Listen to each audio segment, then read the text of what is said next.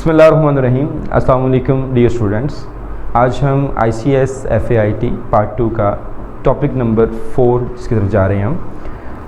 Dear students, आज का हमारा जो टॉपिक है वो है बग्स, डीबगिंग और टाइप्स ऑफ बग्स।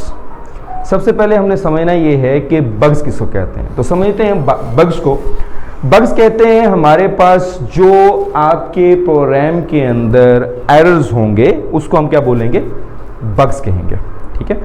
और जब हम इन बग्स को फाइंड करेंगे, तलाश करेंगे, तलाश करने के बाद इन बग्स को ख़त्म करेंगे तो इसको हम क्या बोलेंगे, डीबगिंग। यानी कि आपके एरर्स की रिमूविंग, फाइंडिंग एंड रिमूविंग जो होगी उसको हम क्या बोलेंगे, डीबगिंग।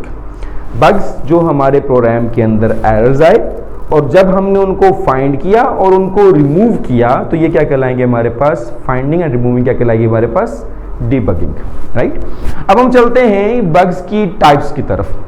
तो आपके पास जो क्वेश्चन होगा वो हमारा होगा what is the type of bugs. ठीक है। या फिर आपके क्वेश्चन पेपर में आ सकता है कि types of errors. Most important question है आपके पेपर पॉइंट ऑफ व्यू से। आप पिछले 5 साल पेपर उठा के देख लें तो आपको पिछले 5 साल पेपर में ये 5 दफ़ा क्वेश्चंस आ चुका है।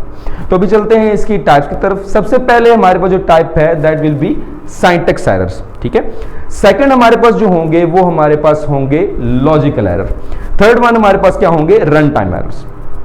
तो स्टूडेंट्स हमारे पास जो सिंटैक्स एरर्स हैं, जैसे कि मैंने प्रीवियस लेक्चर में डिस्कस किया था आपसे कि हमारे पास जो रूल्स यूज होते हैं इन योर प्रोग्राम के अंदर जो आप राइटिंग के रूल्स यूज कर रहे होते हैं उनको हम क्या बोलते हैं, सिंटैक्स बोलते हैं। जब हम उस रूल के अंदर जो गलती करेंगे, जो एरर करेंगे, मिस्टेक करेंगे, वो हमारे पास क्या होगा, सिंटैक्स एरर। अब देखते हैं कि रूल्स वो कैसे हैं। जैसे कि हमने प्रीवियस लेक्चर में सी का स्ट्रक्चर समझा था तो उसमें हमने, जैसे कि आपको ये नजर आ रहा है कि हमने लिखा था हैश इंक्लूड ब्रैकेट, देन हमारे पास stdio.h और हमारे पास फिर एंगल ब्रैकेट आ रही थी। ठीक है। अब देखें कि हमारे पास अगर मैं इसमें हैश की जगह पे डॉट लगा दूं या कोई और साइन यूज कर लूं, @ यूज कर लूं, कोई भी ऐसा साइन यूज कर लूं जो कि मेरे इस फॉर्मेट को, सिंटैक्स को कंपीट नहीं करता, तो हमारे पास क्या होगा, हमारे पास वो हमने क्या कर दिया, सिंटैक्स के अंदर यानी कि रूल के अंदर हमने क्या कर दी, मिस्टेक कर दी, हमने उसके अंदर एरर कर दिया। अब देखिए कि मैं एंगल ब्रैकेट की जगह पे कुछ और यूज कर लूं या इवन देन इंक्लूड, जैसे कि हमारे पास रिजर्व वर्ड है, की वर्ड है, तो इसको मैं अपर केस के अंदर लिख दूं या मैं यहां पर कोई और वर्ड यूज कर दूं, इंक्लूड के स्पेल के अंदर मिस्टेक कर दूं, या इससे आगे हमारे पास दूसरा ऑप्शन था हमारे पास वर्ड मेन का, तो वर्ड मेन के दरमियान में मैं स्पेस खत्म कर दूं, यानी कि मैं जब रूल्स तोड़ूंगा तो मैंने क्या किया, सिंटैक्स एरर किया। तो सबसे इसकी खूबसूरत बात जो कि हमारे सिंटैक्स एरर की होती है वो ये होती है कि हमारे जो सिंटैक्स एरर्स हैं ये फाइंड होते हैं, इनके डीबग होते हैं बाय द कंपाइलर। इसको कौन फाइंड करके दे रहा होता है, मैं कंपाइलर फाइंड करके दे रहा होता है। सबसे आसान जो हमारे पास जो एरर्स हैं जिसको फाइंड करना आसान होता है, जिनको डीबग करना आसान होता है, वो हमारे पास कौन से होते हैं, सिंटैक्स एरर सबसे आसान होते हैं।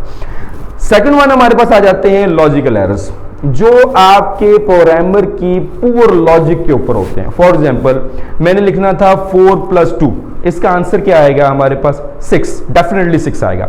तो मेरे माइंड में आया यार मेरा आंसर 2 आना चाहिए था, तो इसका मतलब क्या हुआ कि मैंने वहां पर प्लस की जगह पर माइनस लगाना था। तो कंप्यूटर ने उसको बिल्कुल ठीक किया, कंपाइलर ने उसको प्रॉपर कंपाइल किया।